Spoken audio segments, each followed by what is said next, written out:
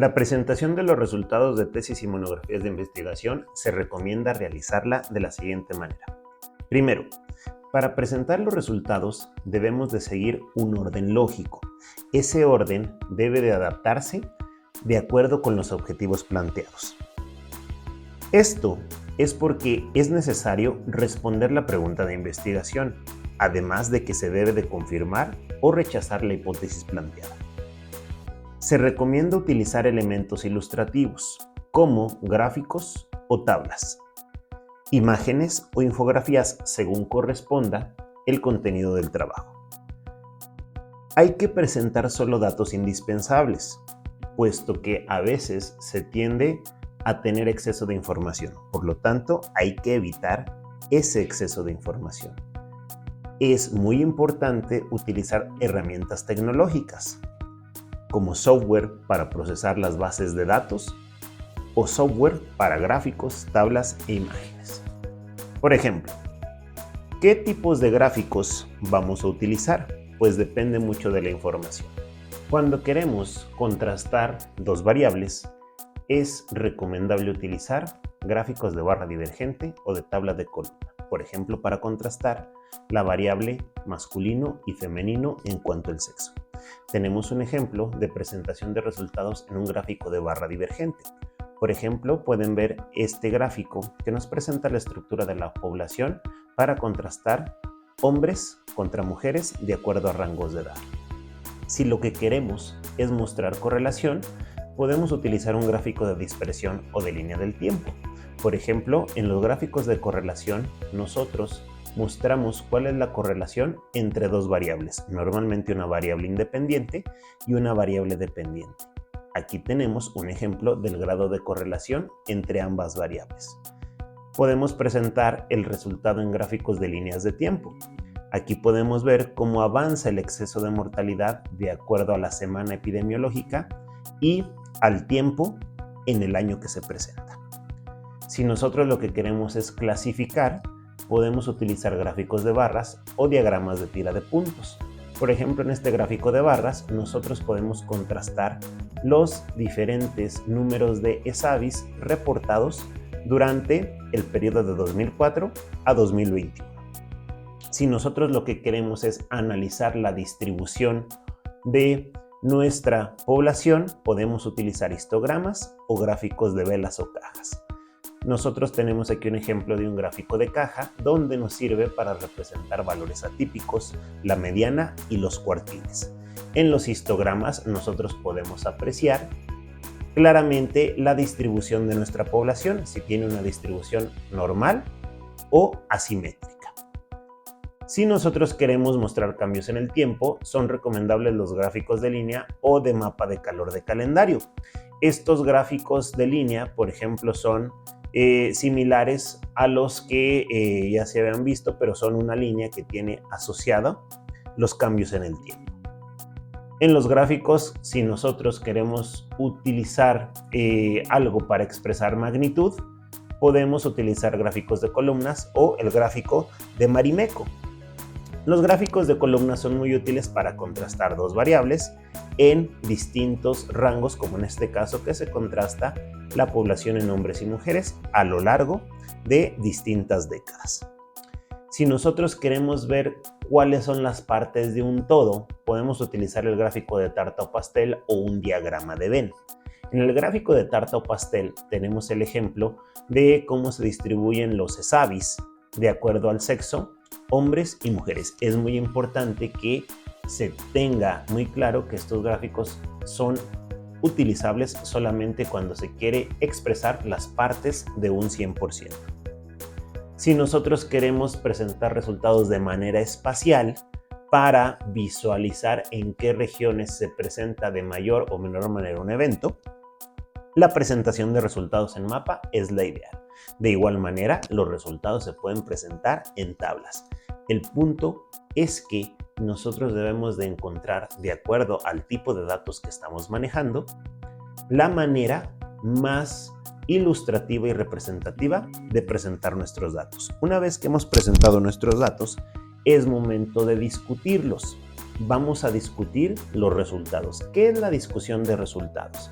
En la discusión de resultados se tiene el objetivo de comparar, contrastar y discutir los resultados y procedimientos con los de otros autores.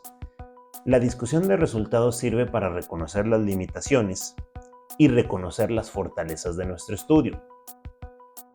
Nosotros, al momento de discutir los resultados, debemos de enmarcarlos dentro de nuestro contexto. Debemos de evitar sobredimensionar y comenzar a formular recomendaciones. Tenemos que preguntarnos lo siguiente: ¿nuestro estudio es único? ¿Por qué? Porque necesitamos comparar los resultados con estudios previos. Si es que nuestro estudio es único, debemos de indicar que no hay estudios previos. Nosotros debemos responder cuál es el principal aporte de nuestro estudio. Tenemos que explicar los resultados y sobre todo la diferencia en las discusiones que tenemos que compararlos con el conocimiento previo del tema. Tenemos que evaluar los resultados respecto a los objetivos e hipótesis, ofrecer una respuesta al problema planteado. La discusión no debe repetir los resultados, debe discutirlos. Los resultados se discuten para poder emitir las conclusiones. No se deben emitir conclusiones sin tener el soporte de los resultados. Y sobre todo, debemos de evitar discutir situaciones ajenas a los objetivos del estudio. A continuación tenemos un ejemplo de la discusión de los resultados. Nosotros partimos de un objetivo de investigación. Nuestro objetivo de la investigación para este ejemplo es realizar una revisión bibliográfica para encontrar cuál es la vacuna más eficaz contra COVID-19. Ahora, vean que el objetivo lo voy a plantear como si fuera pregunta. ¿Cuál es la vacuna más eficaz contra COVID-19? ¿Por qué planteé esta pregunta? Porque mi objetivo era hacer una revisión bibliográfica para encontrar cuál es la vacuna más eficaz contra COVID-19. Entonces, para responder a esa pregunta derivada de mi objetivo, necesito yo tener la presentación de los resultados. En este ejemplo, yo presento mis resultados en forma de infografía. Y tengo los datos de diferentes vacunas y su eficacia contra el contagio de COVID-19. ¿Qué es discutir? Pues yo aquí en este caso discutiría lo siguiente. En cuanto a eficacia, la vacuna Sinovac es la que menos eficacia tiene, un 50%, y la vacuna Pfizer es la que más eficacia tiene, un 95%. La discusión debe hacerse con una mayor profundidad. Por ejemplo, yo tendría que discutir que pues la vacuna Pfizer tiene una eficacia de 95%, pero el contexto en el que se realizó el ensayo clínico es una población que es la estadounidense y que el ensayo clínico duró 46 días. La vacuna Sinovac Coronavac tiene una eficacia del 50%, pero el ensayo clínico se realizó en población de Brasil. Esto es muy importante a la hora de discutir los resultados porque cambiar el tipo de población pudiera, aquí en este caso, influir en la eficacia de la vacuna. No es tan simple decir solamente 95, solamente 50. Hay que explicar las características de la población y la duración del ensayo clínico. Eso es discutir los resultados. Vamos con otro ejemplo. Objetivo de la investigación: realizar una revisión bibliográfica para encontrar cuál es la vacuna más eficiente contra COVID-19. Ahora lo planteamos como pregunta para poder discutir. ¿Cuál es la vacuna más eficiente contra COVID-19? Yo en esta tabla tengo datos de eficiencia. ¿Qué es la eficiencia? Pues la cantidad de recursos necesarios para lograr el objetivo terapéutico.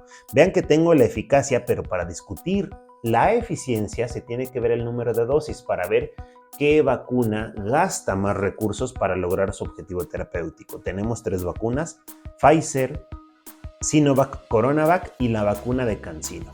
Todas tienen una eficacia diferente, pero en este caso el punto es discutir la eficiencia. El número de dosis, vean, para Pfizer son 2, para Sinovac 2 y la vacuna CanSino solamente necesita una dosis. Independientemente de la eficacia, yo ahora en mi objetivo tengo la eficiencia. ¿Cuál vacuna gasta menos recursos? Entonces en mi discusión yo tendría que plantear lo siguiente. En cuanto a eficiencia, la vacuna CanSino contra la vacuna Pfizer y Sinovac, vacuna CanSino necesita una dosis para lograr el objetivo terapéutico. La vacuna Pfizer y Sinovac necesitan 2 dosis para lograr el objetivo terapéutico. Por lo tanto, la vacuna más eficiente es CanSino. ¿Por qué? Porque si tú vas a vacunar a 120 millones de mexicanos de CanSino, necesitas 120 millones de dosis, 120 millones de jeringas, 120 millones de agujas, 120 millones de torundas con alcohol y quien aplique esas vacunas. En cambio de Pfizer, para vacunar a 120 millones de mexicanos, de acuerdo a lo indicado que se necesitan 2 dosis, necesitas para 120 millones de mexicanos 240 millones de dosis de jeringas, 240 millones de agujas, 240 millones de torundas y quien aplique ahí en ese caso dichas vacunas. Por lo tanto, en este caso, la discusión nos deja que la vacuna CanSino, en cuanto a eficiencia que mide los recursos gastados para las vacunas, es más eficiente y las vacunas Pfizer y Sinovac son menos eficientes respecto a CanSino. Entonces vean cómo yo, de acuerdo a los resultados que presenté, ahora genero una discusión de los mismos, porque no es lo mismo solo presentar los resultados que discutirlos. A partir de tus objetivos, realizas una discusión. Si mi objetivo era ver cuál era la vacuna más eficaz, entonces Pfizer era la más eficaz. Si mi objetivo era ver cuál era la vacuna más eficiente, entonces CanSino es la más eficiente. Recuerden que la discusión se realiza de acuerdo a lo planteado en tus objetivos y a los datos presentados en tus resultados.